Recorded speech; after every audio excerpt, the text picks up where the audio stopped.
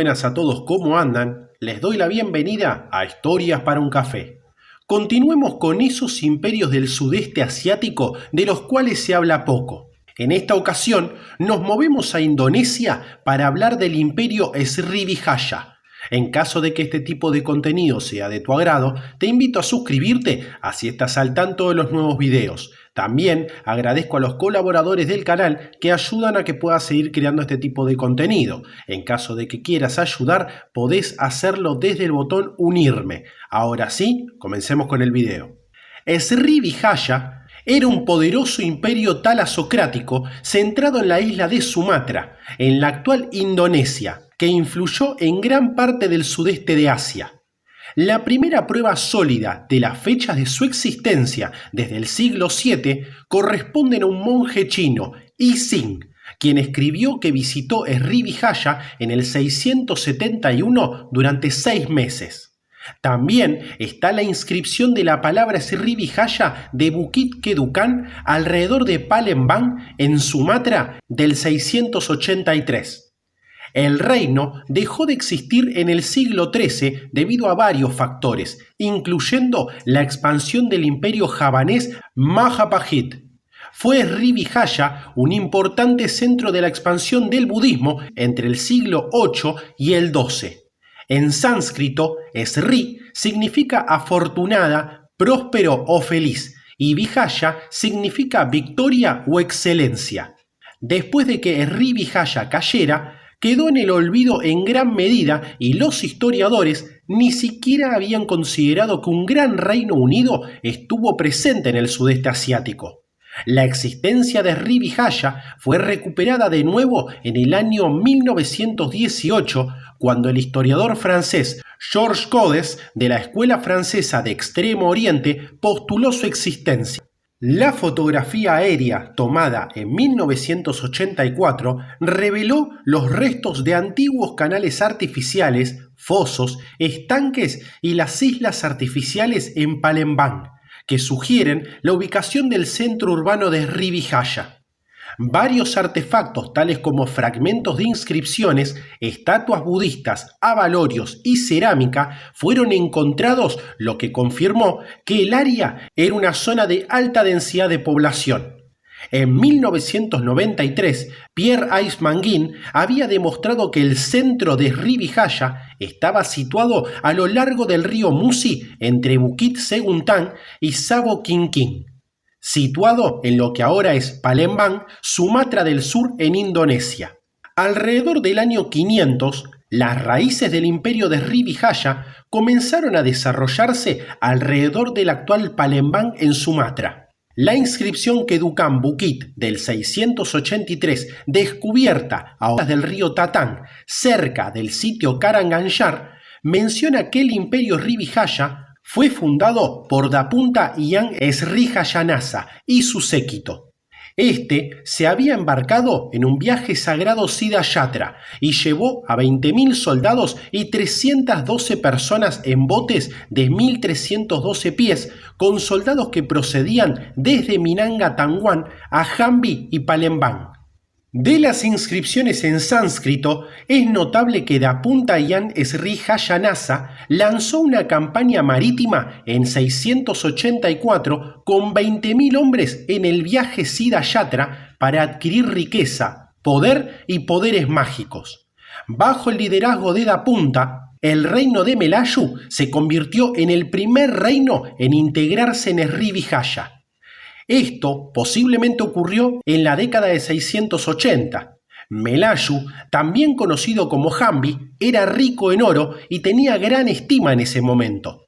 Srivijaya reconoció que la sumisión de Melayu aumentaría su propio prestigio.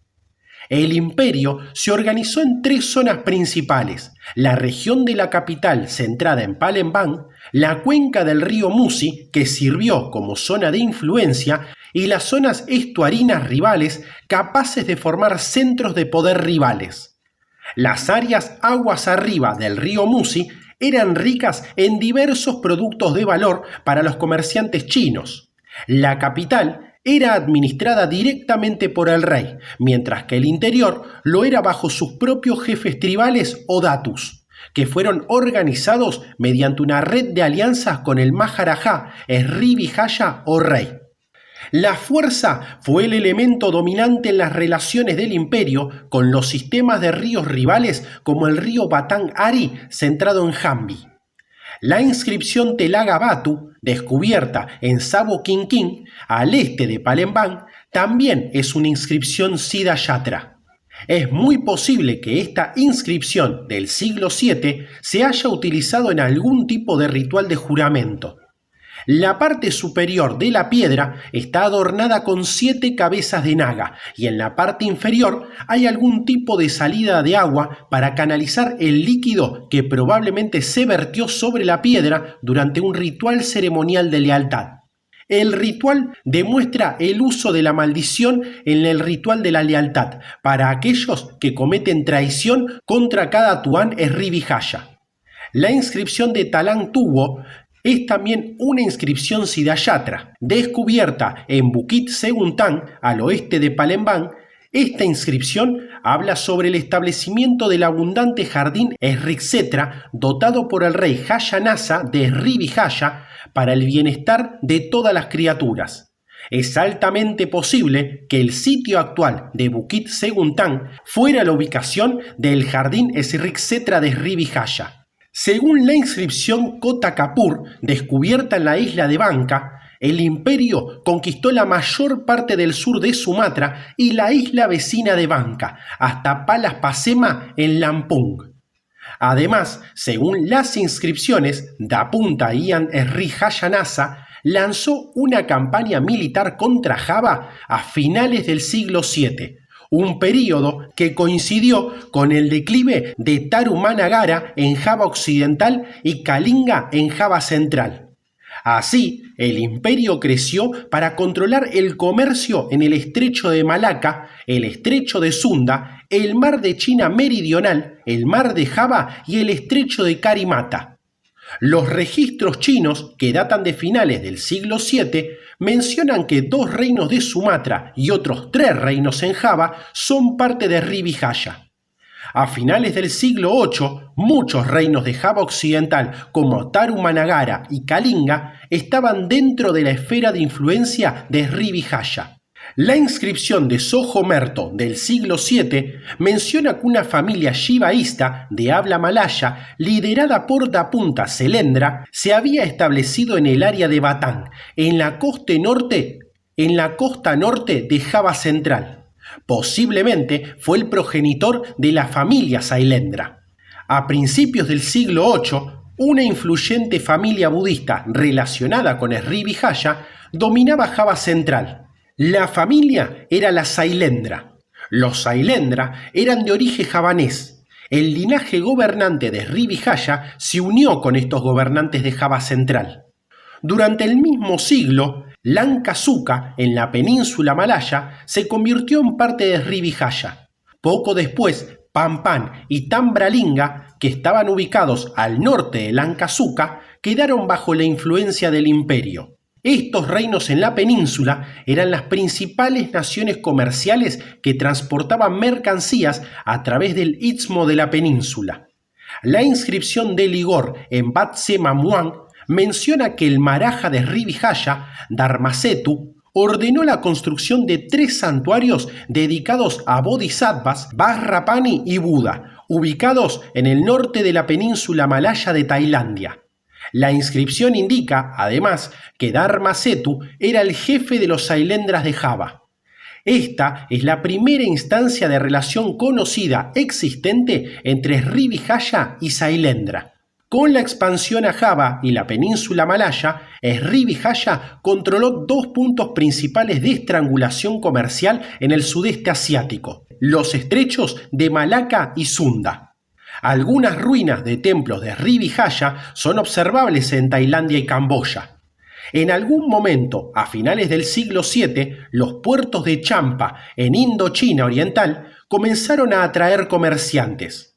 Esto desvió el flujo de comercio de Sri Vijaya.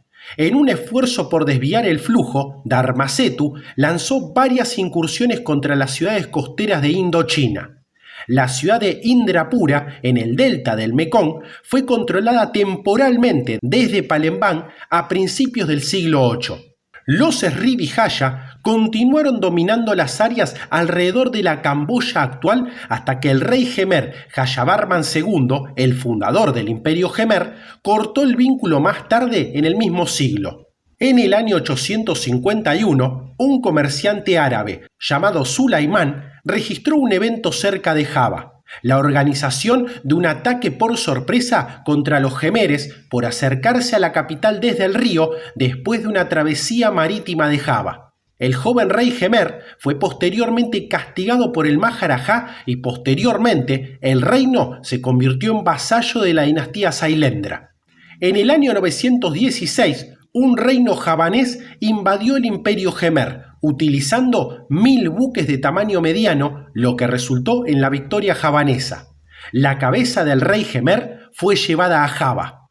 Los Sailendras de Java establecieron y alimentaron una alianza dinástica con el linaje Srivijaya de Sumatra y luego establecieron su gobierno y autoridad en el reino de Java Central de Medang Mataram. En Java, el sucesor de Dharanindra fue Samaragrawira, mencionado en la inscripción de Nalanda como el padre de Balaputradewa y el hijo de Sailendra Vamsatilaka. A diferencia de su predecesor, el expansivo y guerrero Dharanindra, Samaragrawira, parece haber sido un pacifista disfrutando de una pacífica prosperidad del interior de Java en la llanura de Kedu y estando más interesado en completar el proyecto Borobudur. Nombró al príncipe Khmer Jayavarman como gobernador de Indrapura en el delta del Mekong como vasallo.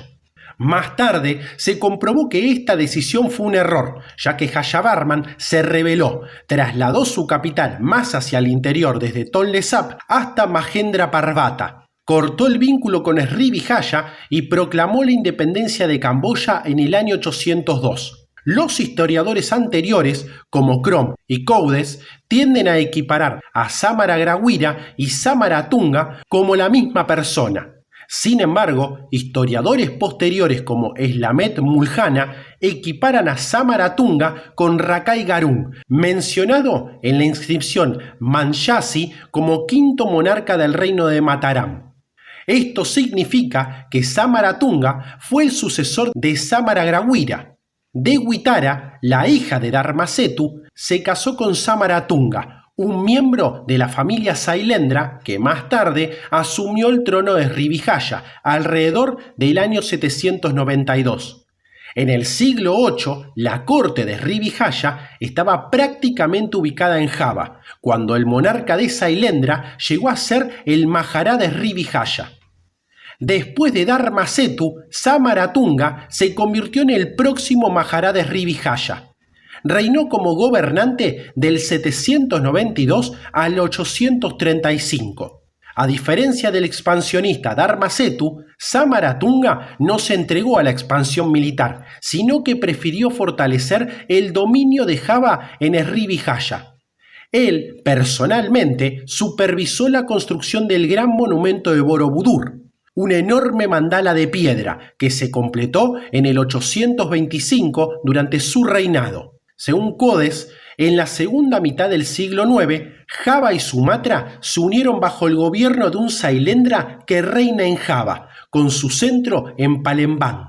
Samaratunga, al igual que Samaragrawira, parece estar profundamente influenciado por las creencias pacíficas budistas de Mahayana y se esfuerza por convertirse en un gobernante pacífico y benevolente.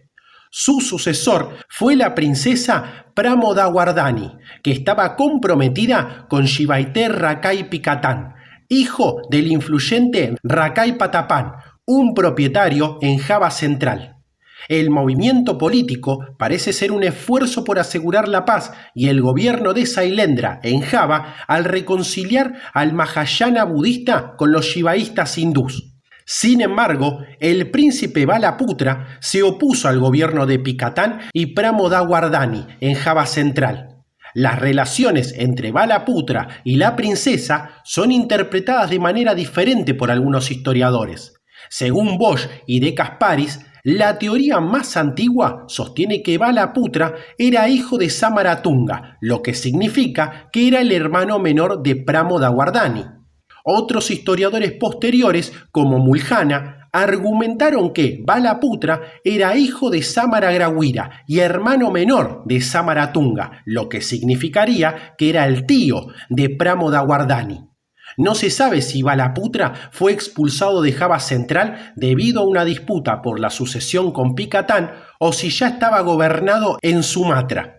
De cualquier manera, parece que Balaputra finalmente gobernó la rama de Sumatra de la dinastía Sailendra y entronizó en la capital de Srivijaya, Palembang.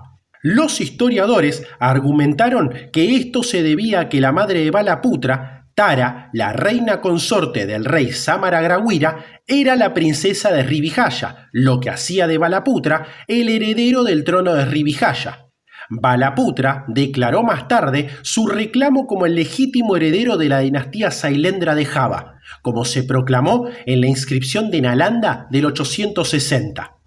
Después de la interrupción del comercio en Cantón, entre el 820 y el 850, el gobernante de Jambi, el reino Melayú, pudo afirmar la independencia suficiente para enviar misiones a China en el 853 y el 871. La independencia del reino Melayú coincidió con los tiempos difíciles cuando el Sailendra Balaputra Dewa fue expulsado de Java y más tarde tomó el trono de Srivijaya. El nuevo Maharaja pudo enviar una misión tributaria a China en el año 902. 2 años después, la dinastía Tang expiró y le otorgó un título a un enviado de Srivijaya. En la primera mitad del siglo X, entre la caída de la dinastía Tang y el surgimiento de la dinastía Song, hubo un intenso comercio entre el mundo de ultramar con el reino de Fujian de Min y el rico reino de Nanhan de Guangdong. Srivijaya, sin duda, se benefició de esto. Alrededor del año 903, el escritor musulmán Ibn Rushd quedó tan impresionado con la riqueza del gobernante de Srivijaya que declaró que no se oiría hablar de un rey que fuera más rico, más fuerte o que tuviera más ingresos. Los principales centros urbanos de Srivijaya estaban entonces en Palembang, Muara Jambi y Kedah. El núcleo del reino de Srivijaya se concentró principalmente en y alrededor de los estrechos de Malaca y Sunda, en Sumatra, la península malaya y Java occidental. Sin embargo, entre los siglos IX y XII, la influencia de Srivijaya parece extenderse mucho más allá de su ámbito central. Los navegantes, marineros y comerciantes de Srivijaya parecen estar involucrados en un extenso comercio y exploración que llegó a las costas de Borneo, al archipiélago de Filipinas, a Indonesia Oriental, a la costa de Indochina, a la bahía de Bengala y al Océano Índico, hasta Madagascar. La migración a Madagascar se aceleró en el siglo IX cuando Srivijaya controlaba gran parte del comercio marítimo en el Océano Índico. Se estima que la migración a Madagascar tuvo lugar hace 1200 años, alrededor del 830 después de Cristo. Según un extenso estudio de ADN mitocondrial, las personas malgaches nativas de hoy en día pueden rastrear su herencia a las 30 madres fundadoras que navegaron desde Indonesia hace 1200 años. El malgache contiene palabras tomadas del sánscrito con todas las modificaciones lingüísticas locales a través del javanés o el malayo, insinuación de que Madagascar puede haber sido colonizada por colonos de Srivijaya. En ese momento, Srivijaya estaba expandiendo su red de comercio marítimo. La influencia del imperio llegó a Manila en el siglo X. Un reino bajo su esfera de influencia ya se había establecido allí. El descubrimiento de la estatua dorada de Tara en Agusan del Sur, así como también la quinara dorada de Butuan en Filipinas, sugiere el antiguo vínculo entre las antiguas Filipinas y el imperio de Srivijaya. Tara y Kinara son figuras importantes o deidades en las creencias budistas de Mahayana.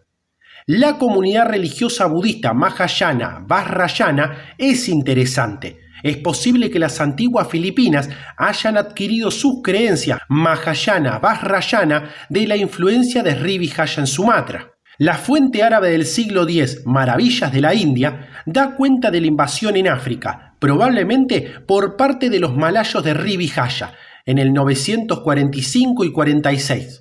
Llegaron a la costa de Tanganica y Mozambique con 1000 barcos e intentaron tomar la ciudadela de Cambaló, aunque finalmente fracasaron.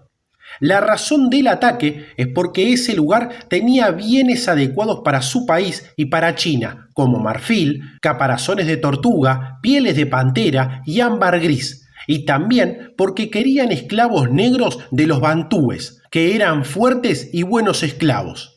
En el siglo XII, el reino incluía partes de Sumatra, la península malaya, Java Occidental, Borneo y Filipinas, especialmente el archipiélago de Zulú y las Islas Visayas. En el siglo X, la rivalidad entre Sri Vijaya y el reino javanés de Medang se hizo más intensa y hostil. La animosidad probablemente fue causada por el esfuerzo de Sri Vijaya por reclamar las tierras Sailendra en Java o por la aspiración de Medang de desafiar la dominación de Sri Vijaya en la región. En Java Oriental, la inscripción de Anjuk Ladang data del 937, que menciona el ataque de infiltración de Malayu, que se refiere a un ataque de Sri Vijaya en el reino de Java Oriental de Medang. Los aldeanos de Anjuk Ladang fueron premiados por su servicio y mérito en asistir al ejército del rey. Bajo el liderazgo de Empu Sidong, por repeler las fuerzas invasoras de Malayu, posteriormente se erigió un monumento de la victoria en su honor. En el año 990, el rey Dharmawangsa de Java lanzó una invasión naval contra Sri Vijaya e intentó capturar la capital Palembang.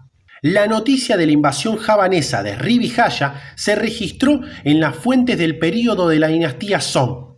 En el año 988, un emisario de Sri Vijaya fue enviado a la corte china de Guangzhou. Después de pasar unos 2 años en China, el enviado se enteró que Shepo había atacado a su país, por lo que no pudo regresar a casa. En el 992, el enviado de Shepo llegó a la corte china y explicó que su país se ha involucrado en una guerra continua con Sri Vijaya. En el año 999, el enviado de Sri Vijaya navegó de China a Champa en un intento de regresar a casa. Sin embargo, no recibió noticias sobre la condición de su país. El enviado de Sri Vijaya luego navegó de regreso a China y solicitó al emperador chino la protección de Sri Vijaya contra los invasores javaneses. La invasión de Dharmawangsa llevó al Maharaja de Sri Vijaya, Sri Kudamani Warmadewa, a buscar protección en China. Sri Kudamani se probó como un gobernante hábil y astuto, con grandes habilidades diplomáticas.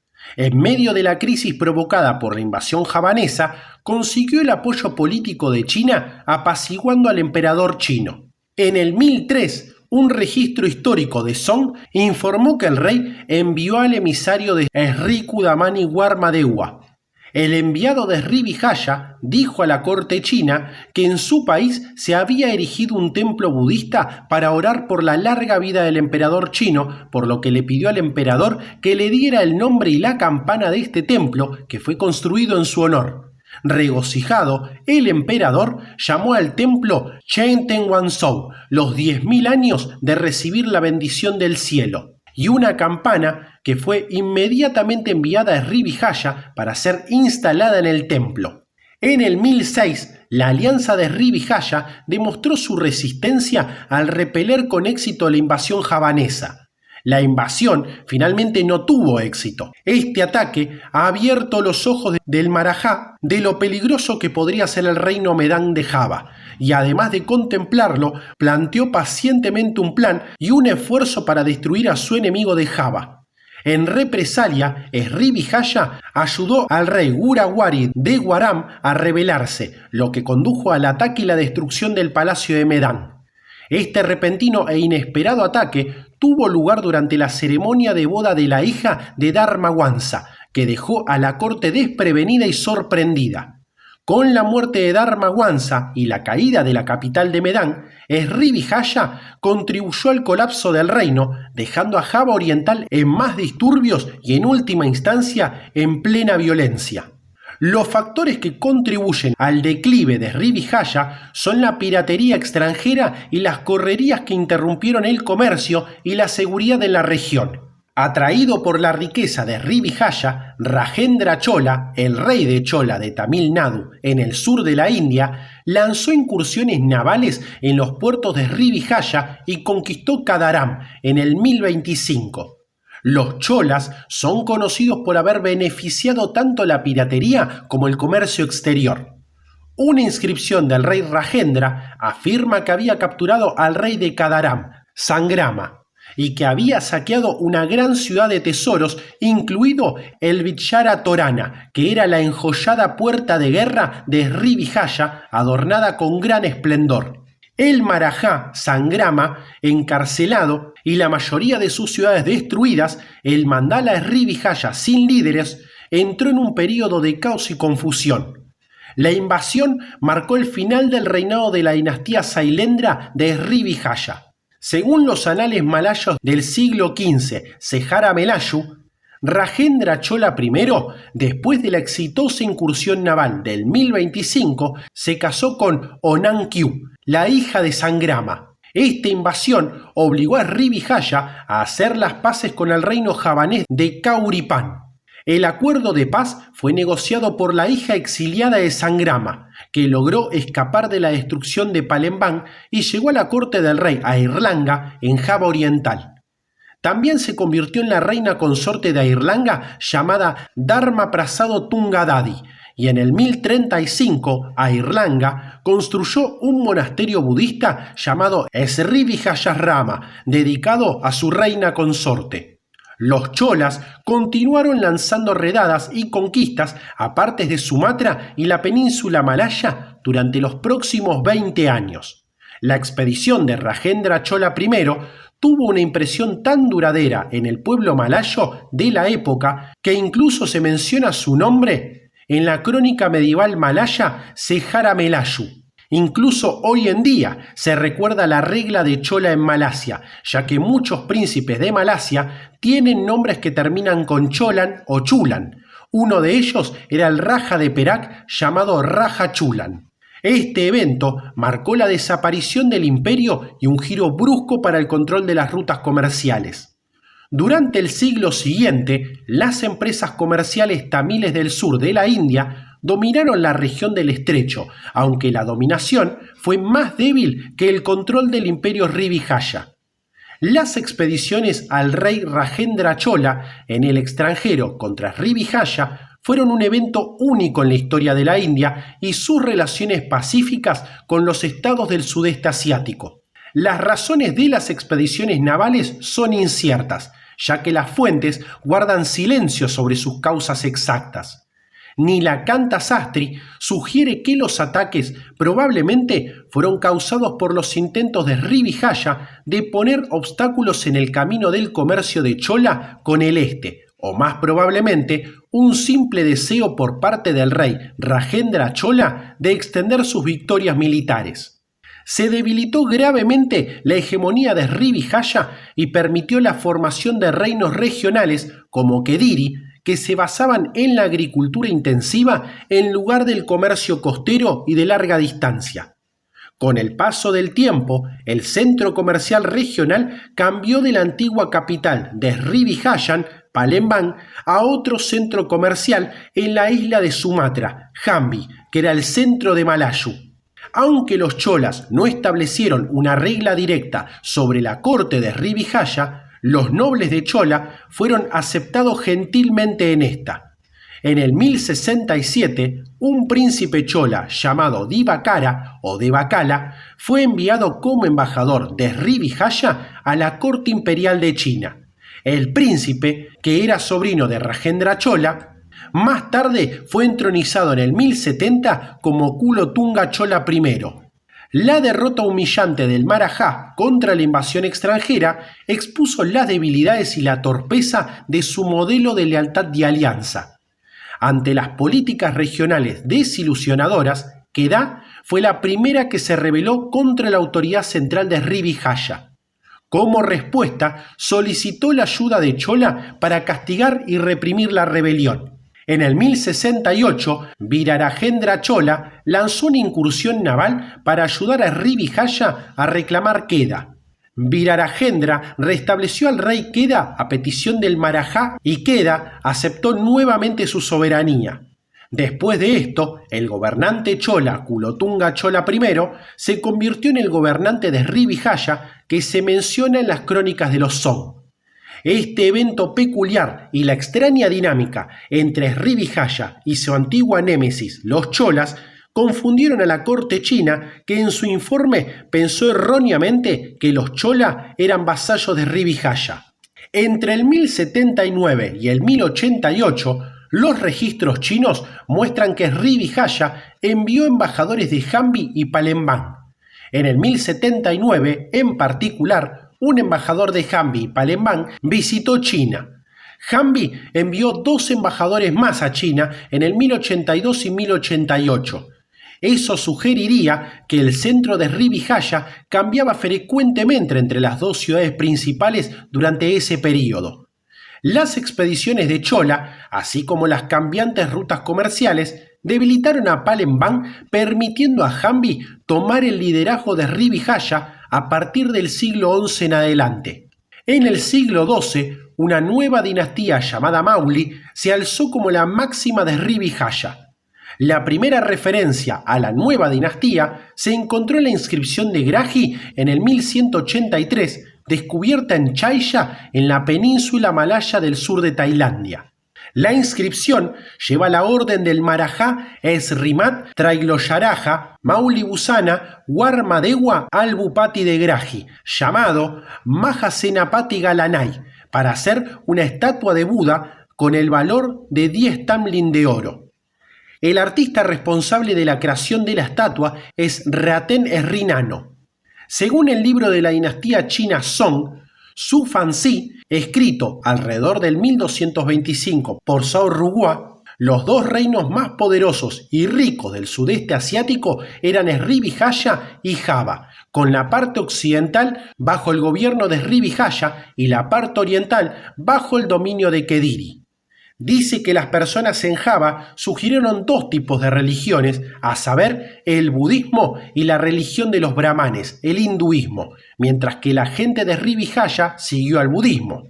El libro describe a la gente de Java como valiente, de mal genio y dispuesta a luchar.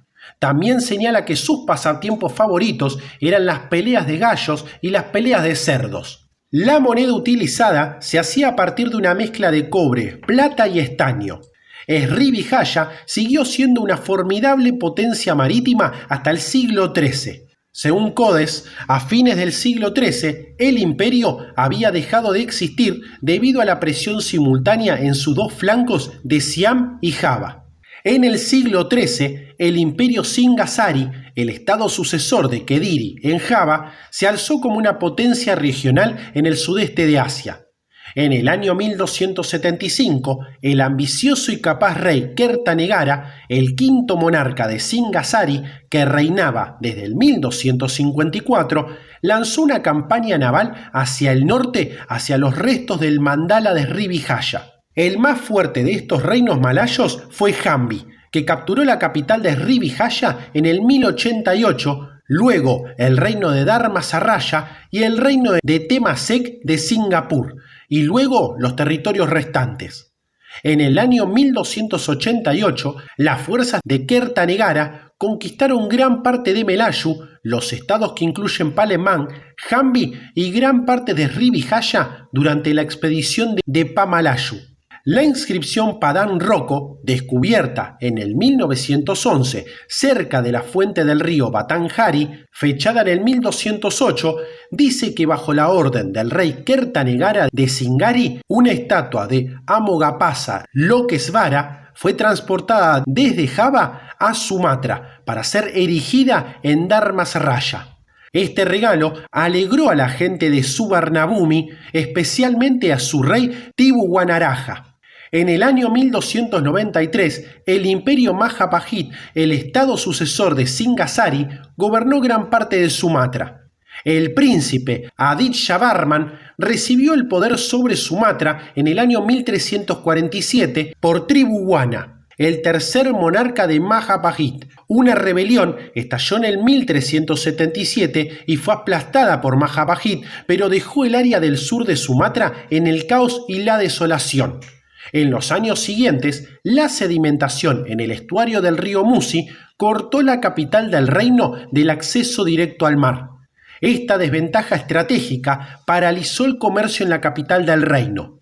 A medida que el declive continuó, el Islam se extendió en la región de Aceh en Sumatra, extendiéndose a través de contactos con comerciantes árabes e indios. A finales del siglo XIII, el reino de Pasai, en el norte de Sumatra, se convirtió al Islam. Al mismo tiempo, las tierras de Srivijaya, en la península malaya, ahora en el sur de Tailandia, fueron brevemente un estado tributario del Imperio Jemer y luego del reino Sukhothai. La última inscripción en la que se menciona a un príncipe heredero, Anangavarman, hijo de Adityavarman, data del 1374. Después de décadas de dominación javanesa, los gobernantes de Sumatra hicieron varios de sus últimos esfuerzos para revivir el antiguo prestigio y la fortuna de Srivijaya. Según los anales malayos, un nuevo gobernante llamado Sangsapurva fue promovido como el nuevo supremo de Srivijaya. Se dijo que después de su acceso a la colina de Seguntang con sus dos hermanos menores, Sangsapurva hace un pacto sagrado con Demang Lebar Daun, el gobernante nativo de Palembang. El soberano, recién instalado, descendió luego de la colina de Seguntang a la gran llanura del río Musi, donde se casó con Wan Sendari, la hija del jefe local Demang Lebar Daun. Se dice que Sang reinó en las tierras de Minangkabau. Según las leyendas de Visayas, en la década de 1200 hubo un movimiento de resistencia del Datus de Srivijaya dirigido contra las potencias invasoras de los imperios hindú Chola y Majapahit. El jefe emigró y organizó su movimiento de resistencia en las Islas Visayas de Filipinas, que recibieron su nombre por su tierra nativa de Srivijaya. 10 jefes, liderados por el Datu Puti, establecieron un estado menor de Srivijaya llamado Madhyaas en las Islas Visayas. Este estado grupal libró una guerra contra el imperio Chola y Majapahit y también allanó a China, antes de que finalmente se asimilaran en un imperio español que se expandió a las Filipinas desde México. En el 1324, un príncipe de origen Srivijaya, Sri Maharaja Sang Utama Parameswara Bhattara Sri Tribhuwana, fundó el antiguo reino de Singapura. La tradición menciona que está relacionado con Sangsapurva. Mantuvo el control sobre Temasek durante 48 años. Fue reconocido como gobernante de Temasek por un enviado del emperador chino en algún momento alrededor del 1366. Fue sucedido por su hijo Paduka Sri Pekerma Wiradihara y luego su nieto Paduka Seri Rana Wirakerna. En el 1401, el último gobernante, Paduka Sri Maharaja Parameswara, fue expulsado de Temasek por las fuerzas de Ayutthaya. Más tarde se dirigió al norte y fundó el Sultanato de Malaca en el 1402. El Sultanato de Malaca sucedió al imperio Srivijaya como una entidad política malaya en el archipiélago. Así llegamos al final de este video, que espero haya sido útil para conocer más acerca del imperio de Srivijaya. De ser así, te agradecería que me puedas dejar un pulgar arriba y te suscribas, que ayuda a que el canal siga creciendo. Esto ha sido Historias para un Café y nos veremos pronto. Hasta luego.